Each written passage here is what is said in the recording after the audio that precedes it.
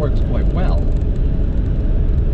but they changed the head casting so you can bolt the coil pack to it, rather than just sitting there kind of flopping around.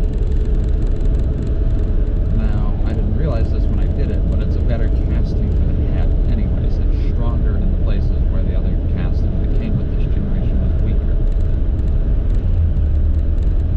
So there is an advantage in that it's a better head casting. It doesn't have the mounting bosses for the coil pack. That's okay. So what I'm going to go through, hopefully in another video shortly, but we'll see, is how to make up a extension lead from the coil pack mounting plug, or from the coil pack control plug, to a slightly modified Dodge Viper V10 6-plug coil pack, because there's actually 2 coil packs on the Dodge Viper V10s. What are you doing? On the Dodge Viper V10s, there's a 6-plug coil pack and there is a 4-plug coil pack. Both coil packs are wasted spark coil packs, the same as this one, and they have the same pinout as this one. The connectors are not quite the same, so you have to trim the connector on the coil pack. No big deal. But that lets you run spark plug wires and a standard coil pack that you can pretty much pick up off the shelf for it. This has a few advantages, as you would imagine.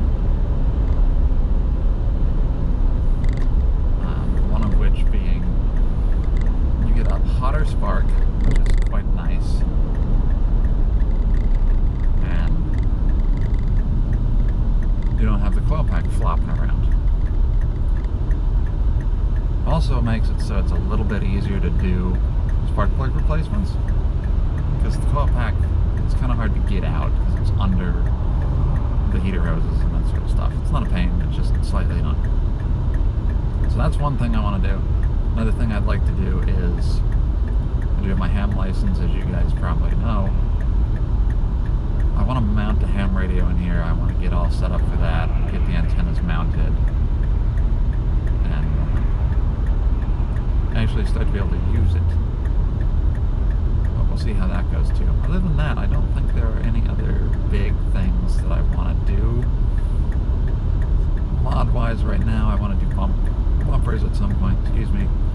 And I need to go through and swap out all of the trim clips that hold all the door cars on, because the previous owner just destroyed those. That's kind of what's going on with the Jeep. We'll update that as more stuff comes along. I'm going to start to try to get out the Mini Mania videos here and the vehicle maintenance stuff to go along with some of that. We'll see what happens. Hope you found this sort of insightful. Just figured I'd give you a little update on the Jeep today. And, well, I hope to see you next time. Drives out. Thank you all for watching. I hope you enjoyed. If you did, please hit the like and subscribe buttons.